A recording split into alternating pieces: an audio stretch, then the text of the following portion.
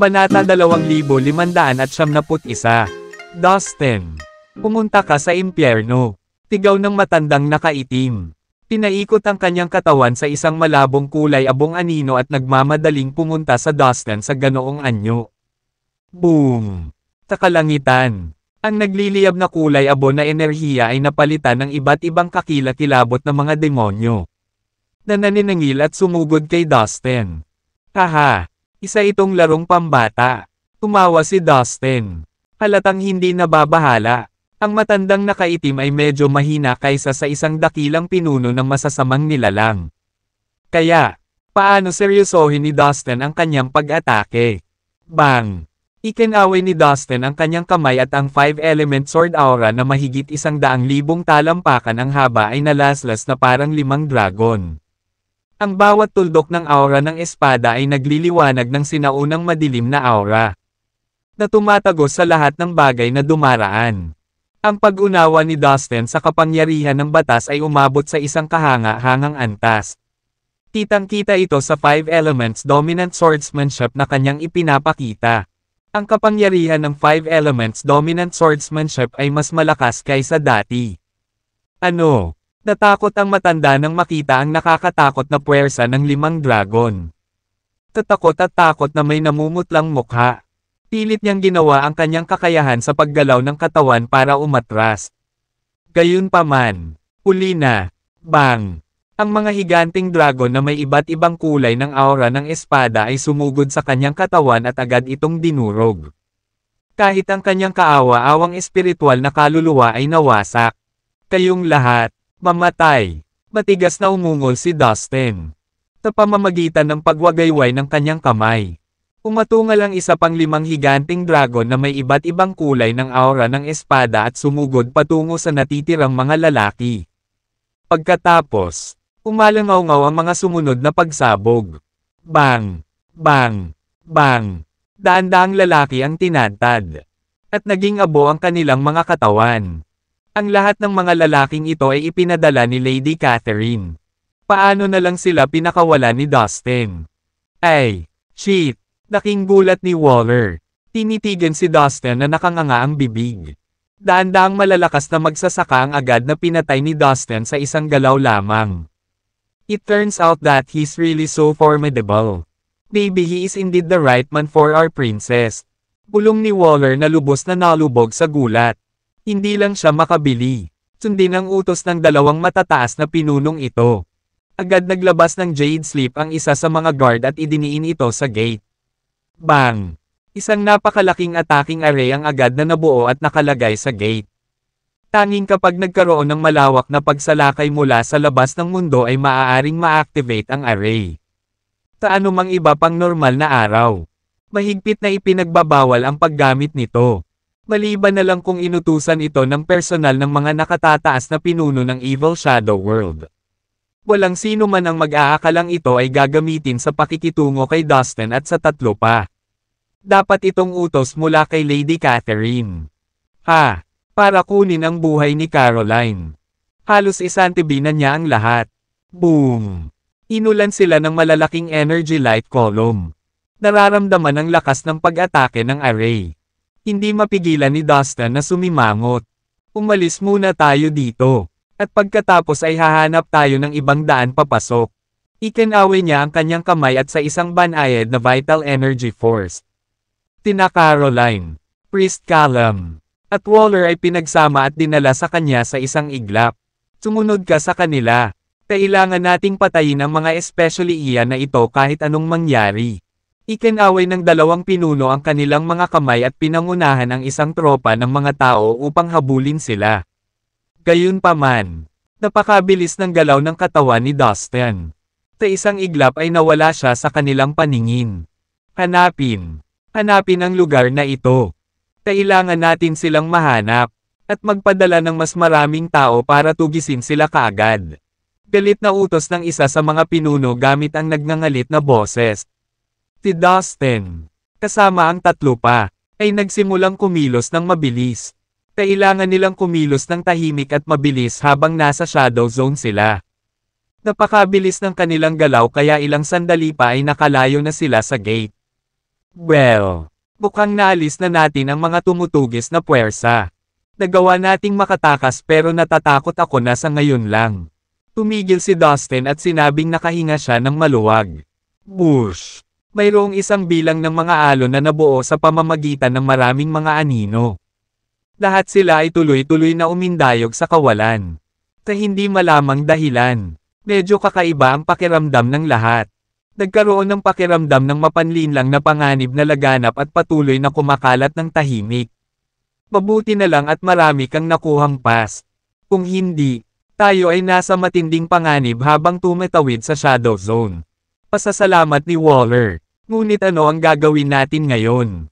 Sarado na ang gate habang hinahabol ng mga kalaban namin ang grupo namin. Napakaraming tao ang sumusunod sa amin na nagsisikap na patayin kami. Natatakot ako na magiging mahirap talagang pumasok sa Evil Shadow World. Sabi ni Caroline. Medyo nag-aalala siya. Well, nag-practice ako ng isang uri ng sinaunang lihim na pamamaraan. Magagamit ko ito para makipag-usap sa mga tao sa loob ng mundo sa pamamagitan ng space barrier mula sa labas. Gayunpaman, ang aking cultivation base ay medyo mababa. At nakalulungkot na nakuha ko lamang ang hindi kumpletong bersyon ng pamamaraang ito. So, depende yata sa swerte ko. Kung effective ba ang secret skill ko o hindi. Hindi ko masasabing tiyak na gagana ito. Kung papalarin akong maipasa ang mensahe. Baka malaman ng nanay mo ang aming kinaroroonan. Sana ay magpadala siya ng sundo sa atin. Sabi ni Waller. Ang pinaka-nakakatakot ay ang space barrier ay naglalaman ng napakasalimuot na batas sa espasyo at oras. Sa pangkalahatan, mahirap para sa mga nilalang na ihatid ang kanilang mensahe mula sa isang panig patungo sa kabilang panig.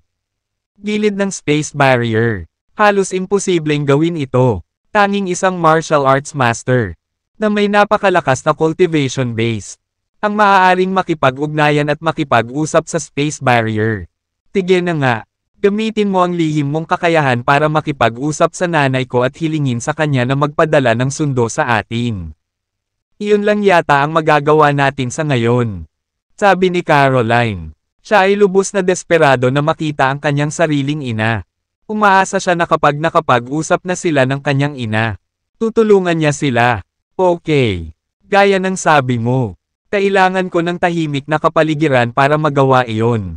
At hindi dapat ako masyadong malayo sa gate. Kailangan kong maghanap ng tahimik at tahimik na lugar sa Shadow Zone na ito para simulan ang proseso. Sabi ni Waller. Gayunpaman, dapat kong sabihin. Mukhang maganda ang lugar na ito. Nakahanap si Dustin ng medyo tahimik na lugar pagkatapos niyang ilabas ang kanyang espiritual na pakiramdam. Siya ay umaasa na ito ay angkop. Nag-freeze sina Austin, Caroline at Pari Callum. Sa madaling salita, ang may-ari lang ng pass ang makakapag-activate nito. Ipinahiwatig nito na ang lahat ng 12-dosenang mga pass na nakalagay doon ay walang silbi at hindi nila ma-activate ang mga pass. Walang silbi lahat ng pass sa kanilang apat. Holy crap! Papalapit na ang Shadow Tide. Napakalakas nito na kahit isang ninuno ng sekta ay maaaring hindi ito makayanan. Sabi ni Waller sa nakakatakot na tono. Namutla ang mukha niya sa takot. Kayong lahat, pumunta sa aking space magic treasure para maiwasang matamaan ito. Susubukan ko ang kapangyarihan ng Shadow Tide. Sabi ni Dustin sa lahat ng iba pa. Mabilis niyang inilipat ang mga ito sa kanyang slave tower para doon sila maging ligtas. Bush! Sa wakas, dumating na ang Shadow Tide. Kitang-kita sa mata mula sa kinatatayuan ni Dustin. Palapit ito ng palapit kay Dustin. Habang papalapit ang Shadow Tide, isang tunog ang narinig sa pagitan ng langit at lupa. Ito ay isang nakakapanghinang sigaw ng puso. Tulad ng asong umuungol sa dilim. Ang isang nilalang, na may ordinaryong lakas at hindi mapagpasyang kalooban, ay maaaring agad na bumagsak kapag narinig ang nakakadugong boses na iyon. Nakakatakot ang Shadow Tide. Nang ito ay mas malapit sa Dustin. Hindi mabilang na mga piraso ng espiritual na enerhiya ng kaluluwa ang nagsimulang mag-intertwine.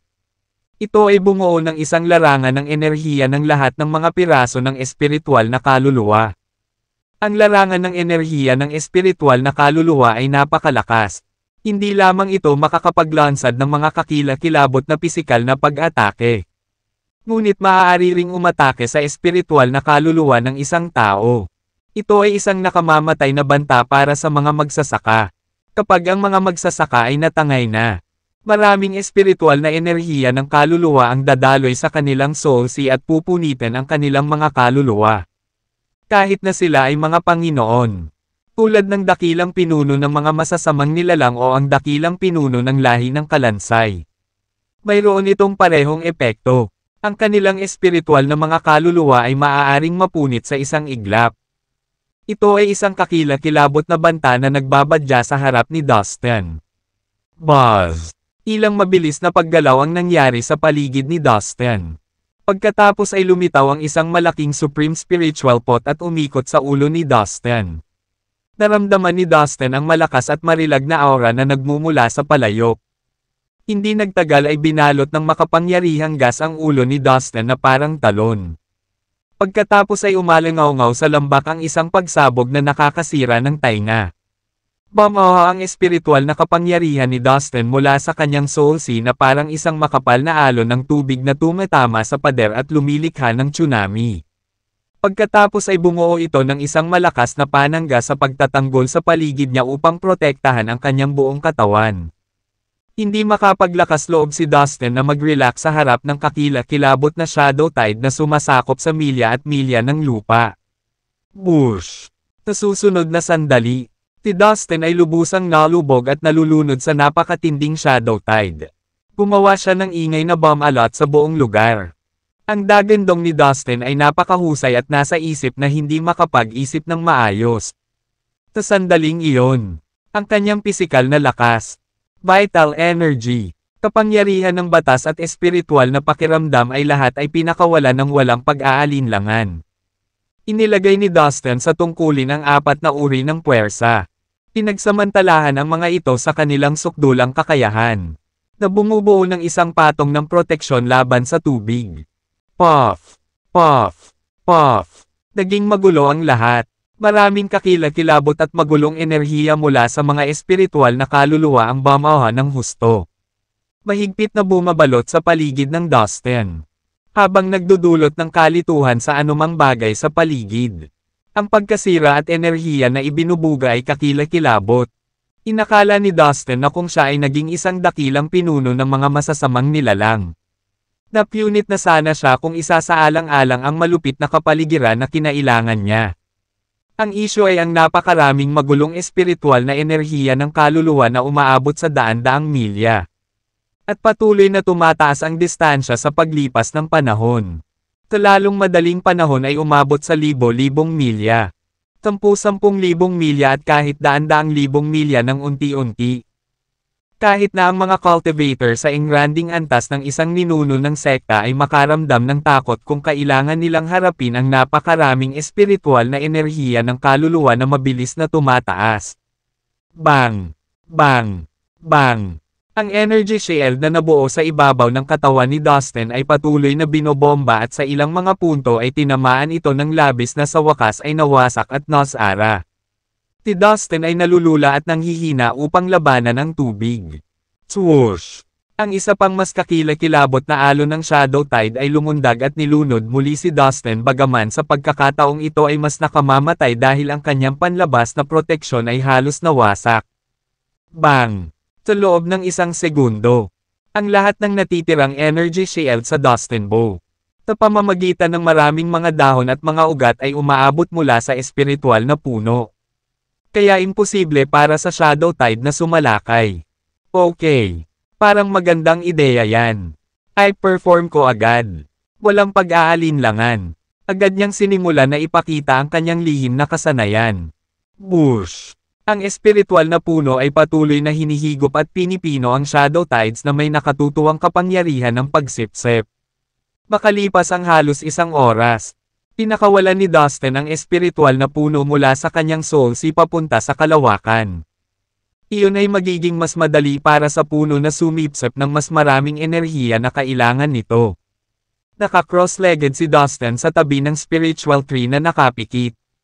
Tila naging maayos ang mga bagay-bagay para sa kanila. Para kay Dustin, ang kakilakilabot na shadow tide na halos pumanaw sa kanya ay napigilan na at hindi nabanta sa kanya. Sa isang iglap, sa malayo, ang mga anino na hugis tao ay nagsimulang lumitaw sa manipis na hangin ng paisa-isa. Wow! Ang taong iyon ay nagmamay-ari ng isang pambihirang espiritual na puno. Isang anino na hugis tao ang nagsalita sa wika ng tao. Paano maglakas loob ang isang tagalabas na sirain ang ating espiritual na kaluluwa ng tidal wave na nabuo ng espiritual na enerhiya ng kaluluwa ng hindi mabilang na mga patay na tao sa loob ng libo-libong taon. Napakayabang niya, sabi ng isa pang anino na hugis tao. Dapat nating patayin agad ang taong brat na ito. Hindi na natin maaaring hayaan ang kanyang espiritual na puno na sumipsip at pinuhin ang espiritual na enerhiya ng kaluluwa sa lugar na ito. Kung hindi, masisira ang rehiyong ito, sabi ng anino na hugis tao. Pagkatapos nating patayin ang taong brat na ito, makokontrol natin ang espiritual na punong iyon. Magiging walang katapusang silbi ito sa atin. Sabi ng isa pang anino na hugis tao. Patayin. Ang isang malaking grupo ng mga anino na hugis tao ay direktang sumulpat patungo kay Dustin.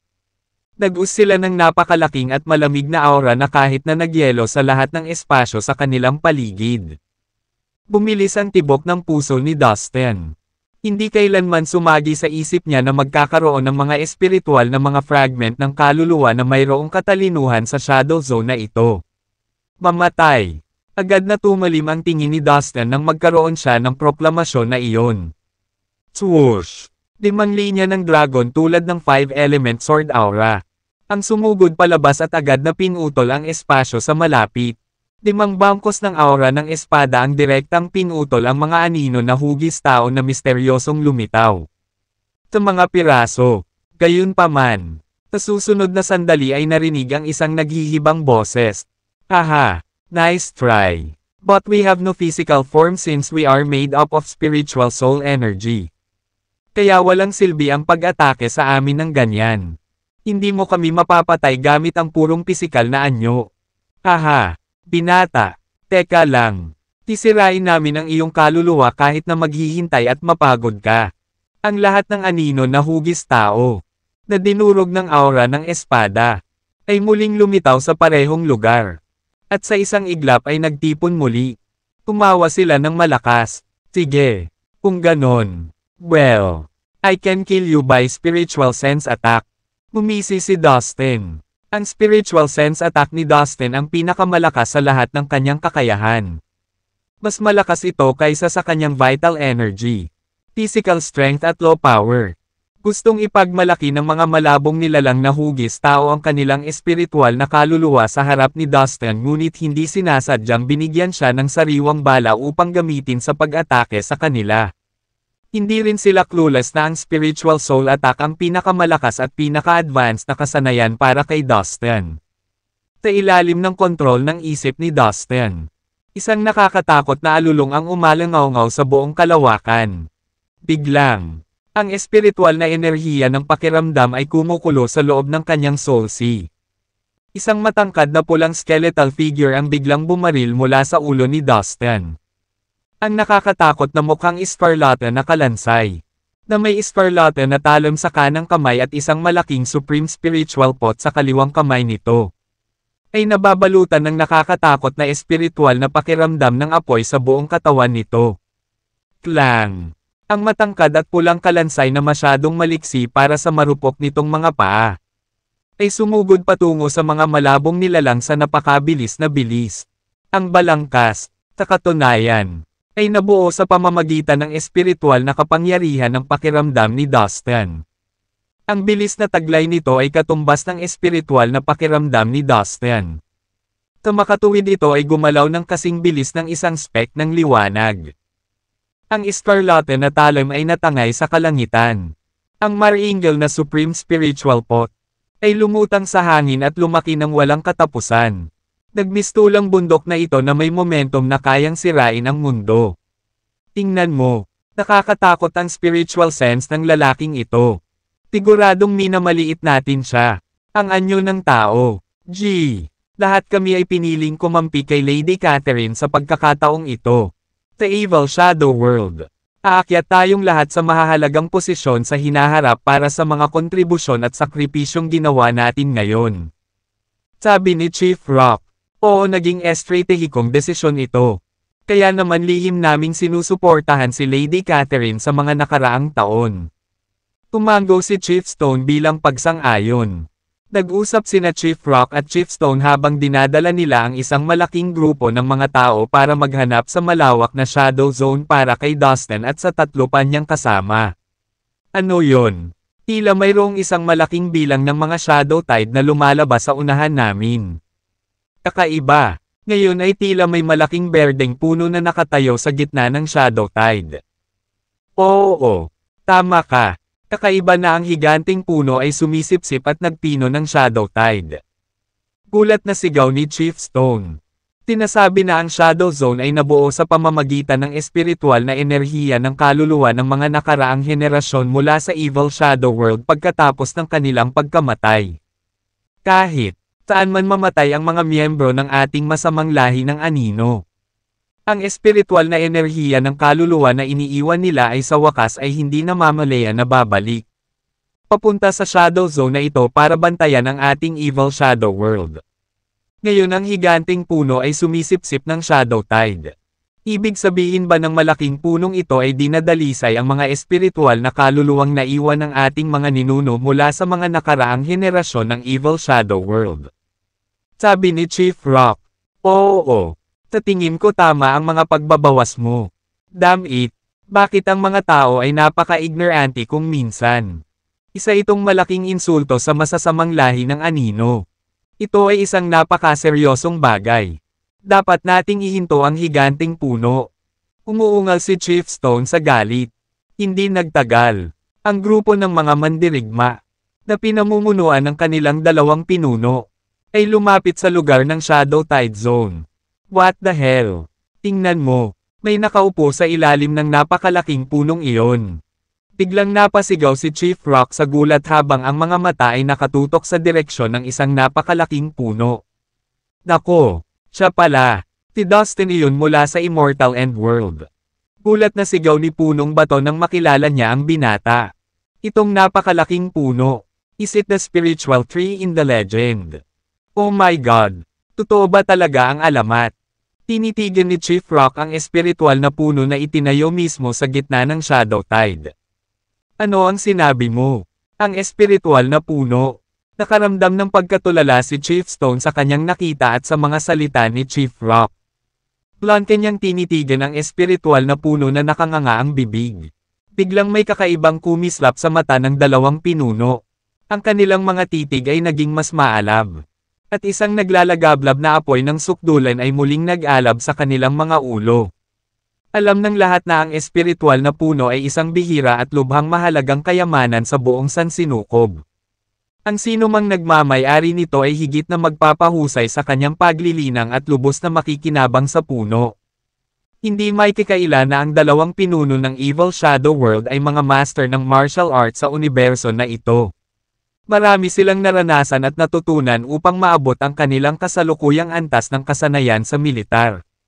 Kaya natural. Alam nila kung gaano kahalaga ang espiritual na puno. Kung maaari nating makuha ang espiritual na punong ito. Nagpalitan ng tingin ang dalawang pinuno at nasaksihan kung paano kumikislap ang kasakiman sa mga mata ng isa't isa. Dustin, ang lakas ng loob mong pumunta dito. At higit pa, naglakas loob ka pang sirain ang ating Shadow Zone. Alam mo ba kung anong uri ng parusa ang nararapat sa iyo? Kapag nalaman ito ng ating Evil Shadow King, ikaw at maging ang iyong Immortal End World ay parusahan ng kamatayan. Ipinahayag ni Chief Rock na may labis na pananalig. Nakakadiri ang boses. Si Dustin, na nakaupong nakakross sa ilalim ng espiritual na puno upang magnilay, ay nabalisa ng marinig ang tinig ni Chief Rock. Lumingon siya at tumingin sa direksyon kung saan nagmula ang tunog. Dustin, ginagamit mo ang espiritual na puno para magtanim sa Shadow Zone ng Evil Shadow World. Alam mo ba kung anong pinsala ang ay dudulot mo sa amin? Isang matinding krimen iyon. At hinding-hindi ka mapapatawad para dito. Lahat ng tao mula sa evil. Ang Shadow World ay hindi makakahanap ng kapayapaan hanggat hindi mo natatanggap ang iyong pinakakarapat dapat na parusa. Oo, ang iyong Immortal End World ay talagang napakaraming nakamit kamakailan. Ngunit kumpara sa ating Evil Shadow World, ang iyong mundo ay wala. Galit na sigaw ni Chief Stone. Halatang galit sa walang ingat na pag-uugali ni Dustin. Haha, ngumisi lang si Dustin sa panunuyan ni Chief Stone. Talagang hindi maitikaila na ang Evil Shadow World ay mas malakas kaysa sa Immortal End World. Gayunpaman, si Dustin ay kahit na sapat na matapang halos borderline na mayabang na huwag pansinin ang Yaksha Palace. Kaya, paano siya matatakot sa pamamagitan lamang ng Evil Shadow World? Dustin, kung ibibigay mo sa amin ang espiritual na puno bilang isang regalo bilang kabayaran sa iyong maling pag-uugali, maaari ka naming iligtas sa pagtatangkang sirain ang Shadow Zone. Ang tinig ni Chief Rock ay umalangaw-ngaw ng isang matinding tol. Naiintindihan ko, yun naman talaga ang purpose mo diba? Interesado ka sa spiritual tree ko. Ngumisi ulit si Dustin nang walang pakialam. Dustin, go to hell. Sa mga salitang ito, pinaril ni Dustin ng suntok ang katawan ni Chief Stone. Ano? Hindi. Teka. Dustin. Teka. Pwede nating pag-usapan ito. Sa harap ng paparating na kamatayan. Si Chief Stone ay lubusang natakot. Nanlaki ang kanyang mga mata. At nanginginig ang kanyang bibig habang sinusubukang makipag-ayos. Gayunpaman, labis sa kanyang pagkadismaya. Wala siyang panahon o karapatan na gumawa ng gayong mga termino. Bilang tugon sa kanyang kahilingan. Isang biglang ingay ang umalangaw-ngaw. Sa isang indayog lang ng kanyang kamao ay dinurog ni Dustin ang kanyang katawan. Damn it, pareho niyang pinatay si Chief Rock at Chief Stone. Paano mangyayari ito? Pareho silang mahuhusay na magsasaka sa ating mundo. Ngunit walang kahirap-hirap na pinatay sila ng binatang ito. Hindi ako makapaniwala. Baka bangungot ito. Sabihin mo sa akin. Hindi ito totoo. Tama ba? Sa di kalayuan. Hindi makapaniwala ang mga miyembro ng Evil Shadow Race sa kanilang nasaksihan. Haha. Ngayon ay iyong turn. Bawat isa sa inyo na mga scumbags ay haharap sa inyong wakas ngayon. Inilibot ni Dustin ang kanyang tingin sa mga tao ng masasamang lahi ng anino. Malamang, sila rin ay mga tauhan ni Lady Catherine. At sa pagkakaalam lamang nito, si Dustin ay talagang walang balak na palayain sila. Damn it, halika na, umalis na tayo dito. Tigaw ng isa sa kanila. Nahinikayat ang lahat na tumakas. Pagkatapos, lahat sila ay natakot at tumakbo sa bawat direksyon. Nasanay ipinanganak sila na may mas maraming paa upang mapabilis nila ang pagtakbo. Walang paraan para sa iyo. Makakatakas. Dumagundong si Dustin sa sukdulang galit. Bang! Isang napakalaking palad ng vital energy force ang namaterial at humarang sa araw. At sa isang segundo lang, isa-isa nitong inatake ang mga taong iyon. Sunod-sunod na tunog ng pagtalsik ng dugo. Bawat miyembro ng masasamang lahi ng anino ay nawasak at nadurudge ng higanteng palad sa isang tibok ng puso. Pagkaraan ng ilang sandali sa mga hiyawan ng sakit at karahasan. Ang lahat ng miyembro ng masasamang lahi ng anino ay nalipol. Si Dustin ay nagpakita ng ganap na hindi naabala na parang hindi lang niya pinatay ang isang buong tropa ng masasamang lahi ng anino. Leader Dustin. Good news. Nakipag-ugnayan na ako kay Lady Natalie. Matapos ang kanyang mga kaaway. Biglang nakatanggap si Dustin ng isang espiritual na mensahe ng kahulugan na ipinadala ni Waller. Oh, talaga. Ang galing. Sagot ni Dustin na halatang tuwang-tuwa. Sa isang kisap mata, bumalik na si Dustin sa gitna ng Shadow Tide. Sa ilalim ng proteksyon ng espiritual na puno. Isang ligtas na lugar ang nabuo sa gitna ng Shadow Tide. Inihagis ni Waller ang kanyang lihim na kasanayan sa ligtas na lugar. Nais ni Lady Natalie na makausap ang Prinsesa Caroline. Anunsyo ni Waller. Agad namang nag-teleport si Dustin kina Caroline at Priest Callum palabas ng Slave Tower. Pinangunahan ni Waller si Caroline sa isang nakatagong hanay upang makipag-usap sa kanyang ina. Makalipas ang isang oras, lumabas si Caroline sa nakatagong hanay na may bahid ng luha sa mukha. May susundo sa atin ang nanay ko sa lalong madaling panahon, sabi ni Caroline kay Dustin. Sa wakas ay makakabalik na tayo sa Evil Shadow World. Tuwang-tuwa si Pari Callum na tumulo ang kanyang mga luha. Pagkatapos ng lahat, tina Caroline at Priest Callum ay orihinal na mula sa Evil Shadow World. Ang Evil Shadow World ang kanilang bayan kung saan sila ipinanganak. Ayaw ng nanay ko na bumalik ako sa Evil Shadow World. Pero pumayag siya pagkatapos kong sabihin sa kanya na mamamatay ako kapag hindi ko siya makikita. Bulong ni Caroline kay Dustin. Oo, naiintindihan ko. Nandito ako sa iyo. Wala kang dapat ikatakot. Tumanggo si Dustin. Pagkatapos ay marahan niyang ipinulupot ang kanyang mga braso habang hinihila siya para yakapin. Alam na nila na si Lady Catherine ay nagpaplanong patayin si Caroline. Kung mayroon man, mapanganib para kay Caroline na bumalik sa Evil Shadow World sa puntong ito. Siyempre ayaw ng nanay ni Caroline na bumalik ang anak niya. Gayunpaman, talagang gusto ni Caroline na makita kaagad ang kanyang ina. Isinandal niya ang kanyang ulo sa balikat ni Dustin. Bahagyang gamaan ang pakiramdam. Bush! Sa oras na ito, ang espiritual na puno ay sumisipsip pa at dinadalisay ang shadow tide na nakapaligid dito. Splash! Ang espiritual na puno ay lumalaki sa isang minuto, ang katawan nito ay dumbbell sa laki. Ramdam ni Dustin ang puting espiritual na sentido pressure na nakikita ng mata mula sa puno. Ang kapangyarihan ng espiritual na puno ay wala na sa mundong ito. Sa panahon ng proseso, ang espiritual na kapangyarihan ng pakiramdam ni Dustin ay mabilis ding lumalaki. White espiritual na kahulugan presyon sir. Divine. Huwag kang mag-alala. Maghintay lang ng kaunti. Sigurado akong malapit na tayong makarinig sa kanila. Sabi ng isang katulong bilang paraan para aliwin si Lady Catherine. Oo, tama ka. Si Chief Stone at Chief Rock ay sapat na makapangyarihan upang labanan ang maliit na asong iyon. Baka nag-aalala lang ako ng sobra. Tumanggo si Lady Catherine. Samantala, sa isa pang lugar sa Evil Shadow World. Tatuktok ng isang magandang bundok. May nakatayong palasyo. Ang mga dingding nito ay pula at ang mga tile nito ay berde. Sa hardin ng palasyo, kaawa-awang anak, ang uto-uto mo dahil gusto mong bumalik para lang makita ako. Ito ay, ano ang dapat kong gawin? Kapag nalaman ito ni Lady Catherine, hindi niya pababayaan ang anak ko. Napabuntong hininga sa gulat ang isang maganda at magandang bihis na babae. Kung narito si Dustin, malalaman niya kaagad kung gaano kahawig ang babaeng ito kay Caroline mula sa mukha hanggang sa ekspresyon ng mukha at maging sa ugali. Ang babaeng ito ay ang ina ni Caroline, si Lady Natalie, bilang isa sa mga asawa ng Evil Shadow King. Si Lady Natalie ay isang marangal na figure sa Evil Shadow World. Dahil sa ginawa ni Lady Catherine, ipinadala sa ibang bansa ang kanyang anak. Ilang taon na silang hiwalay kaya nalungkot at nag-iisa si Lady Natalie.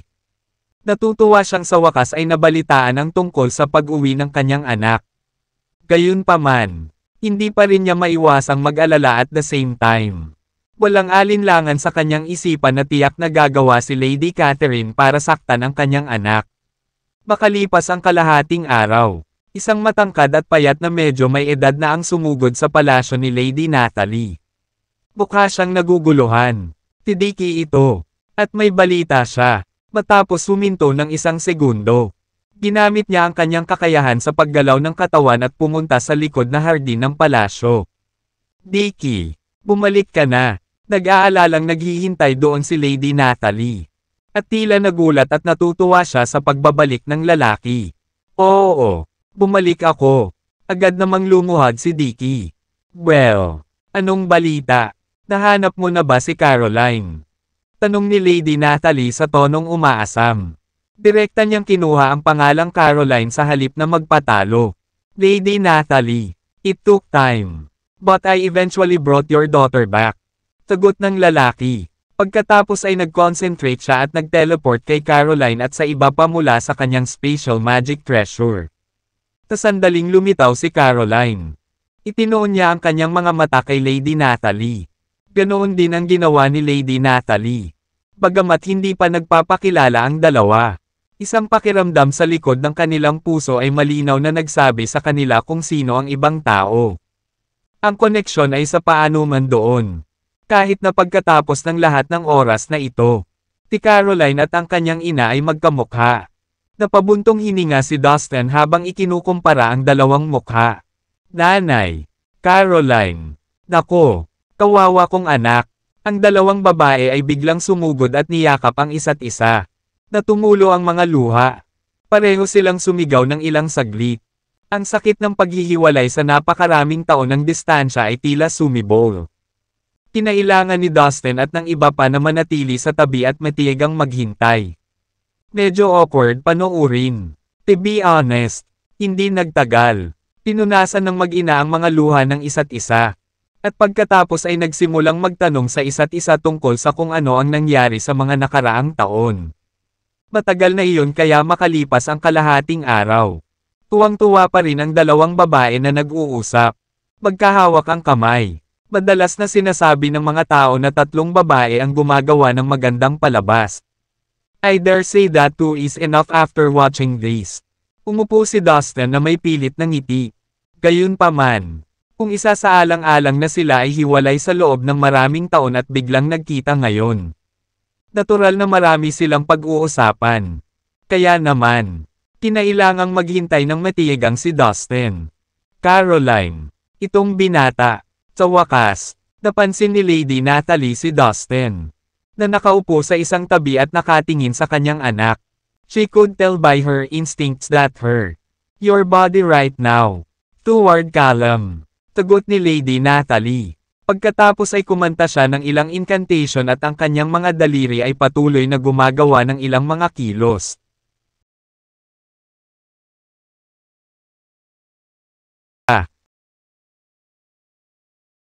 Iniunat niya ang kanyang kamay at pinulupot ang kanyang mga daliri patungo sa priest. Callum. Bush. Isang dilaw na ilaw ang lumabas sa katawan ng lalaki at nasuspine sa himpapawid. Nang mawala ang ningning, nakita nilang isa itong dilaw na papel na ron.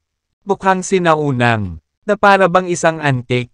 Tasandaling mailabas ang papel na ron. Naramdaman ni Pari Callum ang hindi mabilang na enerhiya na dumaloy sa kanyang katawan. Sunod-sunod na nanginig siya. At ang aura na nagmumula sa kanya ay nagsimulang lumakas at lumakas. Ang kanyang cultivation base ay bumaril sa isang tuwid na linya. Hahaha, naalala ko na ang lahat. Lady Natalie, matagal na simula noong huli kitang nakita. Biglang nagmulat ng mata si Callum at napaluha. Dati siyang katiwala ng palasyo ni Lady Natalie. Matapos ipanganak ni Lady Natalie si Caroline. Natakot siya na saktan ni Lady Catherine ang kanyang anak. Sa makatuwid, hiniling niya kay Callum na palihim na ilabas si Caroline sa Evil Shadow World at itago sa isang lugar kahit na hindi niya sila mahanap. Hindi inaasahan ng lalaki na makakabalik siya sa lugar na ito. Hindi niya napigilan ang pagpatak ng ilang luha habang inaalala ang nakaraan. Siya ay parehong nasa sabik at malungkot. Mukhang nasa premium stage ng Immortal Saint Realm ang tunay na lakas ni Priest Callum. Hindi siya mas mababa sa akin in terms of cultivation base. Medyo nagulat si Dustin nang maramdaman niya ang aura ni Pari Callum. Tina Lady Natalie, Caroline, Dustin at Priest Callum ay malayang nag-uusap sa hardin ng palasyo. Napakagandang palasyo ni Lady Catherine. May mali, malamang may nangyari at lahat ay nagkamali. Napasigaw si Lady Catherine. Namilipit ang mukha sa galit. Ilang maid ang maingat na nakatayo sa tabi niya. Nanginginig sa takot. Kahit na ang pinakamagaling magsalita na dalaga ay itinikom ang kanyang bibig. At ibinaba ang kanyang ulo na may hitsura ng takot. Mayroong dalawang nasa katanghaliang gulang na lalaki na kulay abong nakaluhod sa harap ni Lady Catherine sa bulwagan. Sila ang pinagkakatiwala ang mga subordinate ni Lady Catherine at naging tapat sa kanya sa loob ng maraming taon. Sila ang kanyang mga alipors at nakagawa ng maraming kasuklam-suklam na bagay para sa kanya. Kalahati. Si Lady Catherine ay nagpadala ng punong bato at punong bato upang tugisin si Caroline. Ngunit lumipas ang isang araw. At hindi pa sila dumarating o nag-ulat sa kanya. Nagpadala pa nga si Lady Catherine ng isang tripulante upang hanapin ang kanyang mga nasasakupan. Ngunit nabigo siyang makahanap ng anumang bakas sa kanila. Naglaho na lang sila sa balat ng lupa na para bang hindi sila nag-e-exist. Your Highness, hinanap namin ng mabuti ang buong Shadow Zone at ang nakita lang naming anomalya ay ang mga bakas ng matinding away. Halatang mabangis na nag-away ang mga tao sa Shadow Zone. I guess that something tragic must have happened to Chief Rock and Chief Bato kung bahagi sila ng labanan. Sabi ng isang lalaki na nakakulay abo. So sinasabi mo bang pinatay sila? May Panginoon kaya na nagpoprotekta sa maliit na baboy na iyon? Tanong ni Lady Catherine sa nagngangalit na mga ngipin. Si Chief Rock at Chief Stone ay tumanggap ng mga utos mula sa kanya ng lihim at naging kanyang pinagkakatiwalaang mga subordinate. Alam na sila ay pinatay. At hindi niya alam kung paano sila ay namatay. Siya ay labis na nalungkot. Kamahalan. May nakita rin kaming kaina-hinala. Ang pinagkakatiwalaang tao ni Lady Natalie na si Dicky ay umalis sa mundo. Ngunit hindi nagtagal ay bumalik. Ngayon ay nasa palasyo siya ni Lady Natalie. Patuloy ng lalaking naka-gray. Saan kaya siya nagpunta at bakit siya bumalik ngayon? Nagtataka si Lady Catherine saglit. Pagkatapos ay bigla siyang tumayo. At bumaba ang temperatura sa bulwagan. Marami. Ang lahat ay may katuturan ngayon. Malinaw na ang lahat ngayon. Ang maliit na asong iyon ay dapat na bumalik sa Evil Shadow World. Siya at ang kanyang ina ay nagkita na at nagkakasama. I worked so hard to stop her. But that bitch still found her way back here. Lady Catherine huffed. Dahil tumabangis na tingin sa mukha niya. Parang mas nakakatakot siya kaysa sa karaniwan. Parang ang kagandahan ay biglang naging. Lahat ngayon. Handa na. Ang iyong ama at ako ay gagawa ng hakbang laban sa Evil Shadow King. Sa sandaling mapatay natin ang matandang iyon. Ang Evil Shadow World ay magiging atin. Kaya't pakiusap, pasensya ka na lang sa akin. Pagdating ng araw na iyon, ikaw huwag kang mag-alala na malantad ang relasyon natin. Sabi ng lalaking nakaputi. Ganun ba? Napagdesisyonan na ba ng tatay ko na kumilos? Si Lady Catherine ay parehong nagulat at natuwa. Oo nga eh, huwag kang mag-alala. May tiwala ang tatay mo na sirain ang matandang iyon. Alam kong hindi ka naging masaya sa pamumuhay kasama ang matandang iyon. Pero sa lalong madaling panahon, aalisin mo siya at magsisimula ng bago. Buhay. Makakaganti ka sa mga sumalungat sa iyo. Tagot ng lalaking nakaputi na may matamis na ngiti na nakatutok kay Lady Catherine. Haha. I'm so glad to have such capable man and hear the good news. Matagal na akong naghintay. At ito ay sa wakas ay darating na. Kapag namatay ang matandang bastard na iyon, pahihirapan ko ang apat niyang mistress. Lalo na yung asong si Natalie at ang kanyang anak. Iinsulto ko muna sila sa puso ko bago sila patayin. Ipapadala ko rin ang asawa ng kanyang anak na si Dustin Lin sa kanyang lumikha bilang isang nakabalot na regalo. Kung may problema ang mga nilalang mula sa Immortal End World sa pagkamatay ni Dustin, magpapadala ako ng mga tropa mula sa Evil Shadow World para sirain ang mundong iyon. Tuwang-tuwang sabi ni Lady Catherine. Halatang halata na ang mga salita ng lalaki ay nag-iwan sa kanya ng magandang kalooban. Sweetie, kapag namatay ang Evil Shadow King, tayo na ang mamamahala sa Evil Shadow World. At that time, you can do whatever you want. Panatag sa kanya ng lalaking nakaputi. Pagkaraan ng ilang sandali ng seryosong talakayan kay Lady Catherine, lumabas ng palasyo ang lalaking nakasuot ng puting damit. Umalangaw-ngaw ang matinis na tawa ni Lady Catherine sa bulwagan ng palasyo. Malapit ko nang magawa ang lahat ng gusto ko sa Evil Shadow World at pamunuan ko ito ng kamay na bakal tulad ng dati kong gusto. Well, may ilang araw pa. Hindi ko na dapat pangunahan ang sarili ko. Minsan, ang aking ama at si Gibbon ay nakipag-ugnayan sa Evil Shadow King. Ako ay gagawa ng mabilis na aksyon at lipulin ang aking mga kaaway. Lahat ng mga laban sa akin ay dapat mamatay. Masiglang sabi ni Lady Catherine. Samantala, sa palasyo ni Lady Natalie. Inayos ni Lady Natalie ang isang magandang silid para sakupin ni Dustin. Inutusan niya ang kanyang kasambahay na dalhin siya sa silid na kanyang inihanda. Para makapagpahinga ito, bumalik si Callum sa dati niyang gawi at nagsimulang magtrabaho bilang mayordomo at asikasuhin ang lahat ng mga bagay sa palasyo ni Lady Natalie. Dati siyang kasambahay ni Lady Natalie, kaya medyo pamilyar siya sa lahat ng nasa lugar niya. Dinala ni Lady Natalie si Caroline sa kanyang silid at nagkwentuhan silang dalawa na hinahabol ang lahat ng na-miss nila sa buhay ng isa't isa. Mukhang maraming pinag-uusapan ang mag-ina.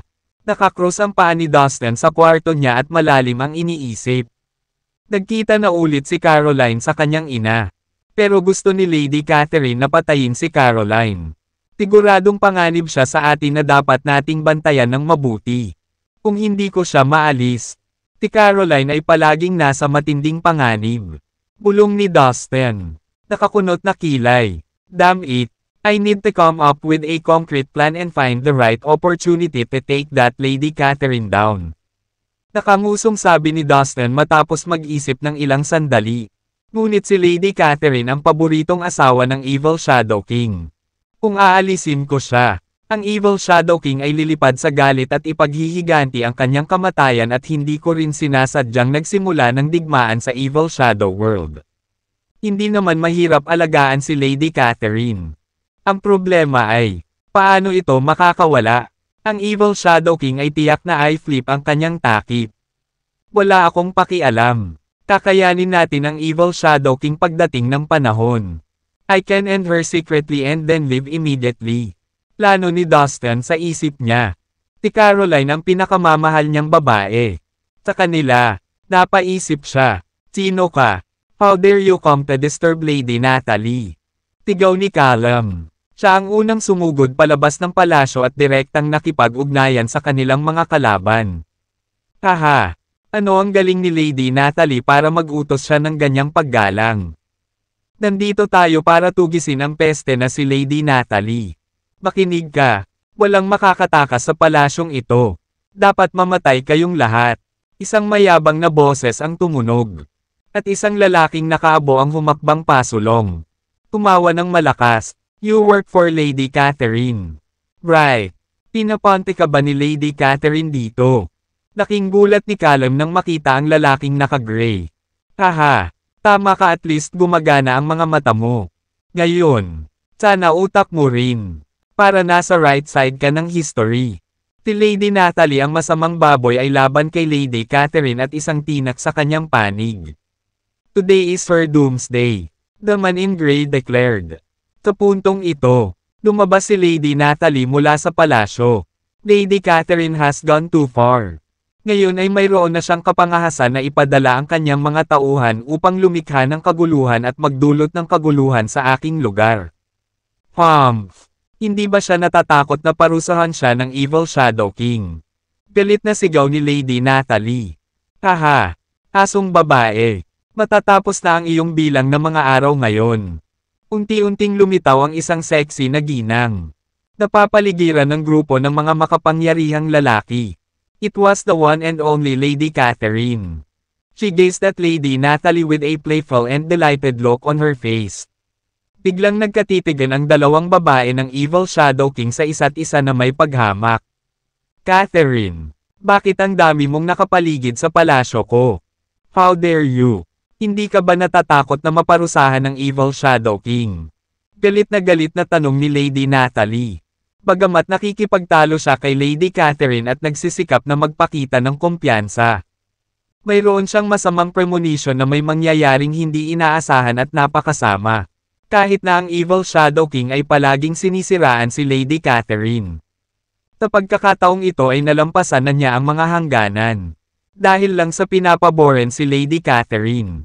Hindi ito nangangahulugan na kaya niyang patayin at ng kanyang mga goons ang iba pang ilang babae gayon pa man ang gusto nila.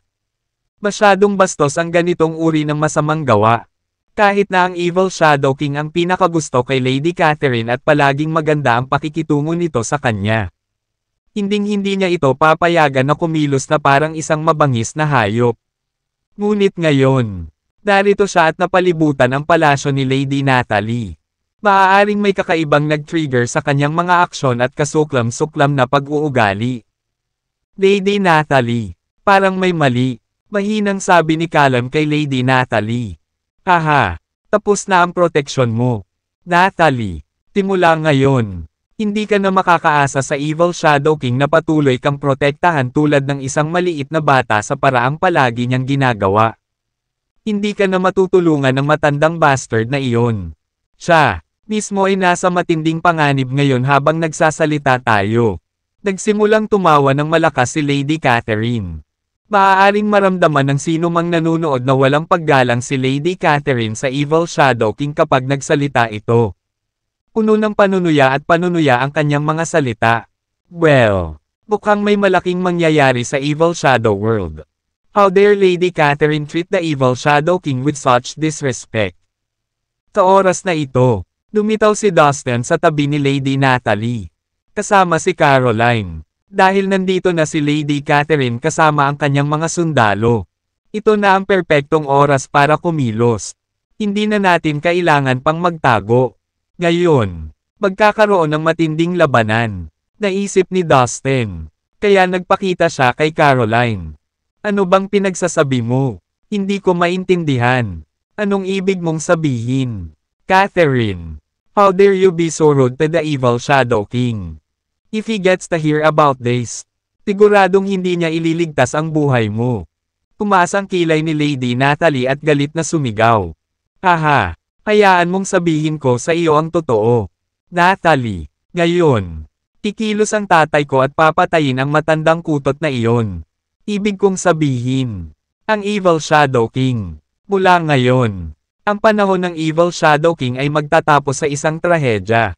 Ang aking ama ay magiging pinuno ng Evil Shadow World sa lalong madaling panahon.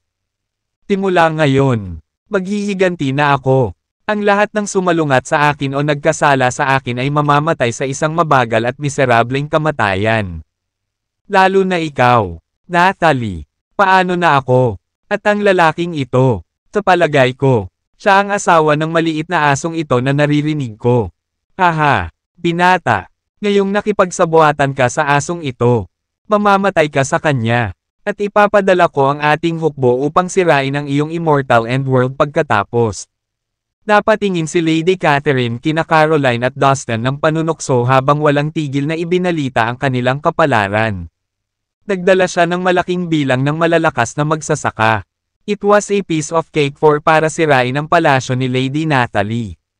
Dahil dito, nakontrol niya ang sitwasyon at maaaring magpasya kung sino ang mabubuhay o mamamatay. Isang mahinang ngiti ang isinagot ni Dustin. Wala siyang pakialam sa mga banta na ibinabato. Bagamat dumating si Lady Catherine sa palasyo kasama ang isang malaking bilang ng mga magsasaka at siya ay napaka-agresibo. Naramdaman na ni Dustin ang grupo ng mga magsasaka sa kanyang espiritual na kahulugan. Maraming mga magsasaka at marami sa kanila ay mga Panginoon. Ngunit wala sa kanila ang maaaring maging kwalipikado bilang isang tunay na banta kay Dustin. Iyon ay makatwiran. Sa kanyang kasalukuyang lakas, madaling talunin ni Dustin kahit ang mga masters tulad ng mga grand leaders ng Evil Abyss World at ang mga grand chieftain ng Skeleton Race. Sa universo na ito, bukod sa totoong pakikitungo tulad ng mga ninuno ng sekta, kakaunti ang mga master na maaaring magbanta kay Dustin. Lad, anong tinatawa-tawa mo dyan? Bakit may stupid smirk ka sa mukha? Biglang napatitig si Lady Catherine kay Dustin at napasigaw. Naprovoke siya sa walang pakialam at nakaka-dismiss ng ngiti ni Dustin. Human brat, lumuhad ka at gumapang ka dito sa kinatatayuan ko. Lumuhad ka sa harapan ko hanggang sa makontento ako. Baka mailigtas ko ang buhay mo hanggat masaya ako. Tinaman ng tingin ni Lady Catherine si Dustin. Talaga, gusto mo bang magkawtaw ako sayo? Napangiti si Dustin.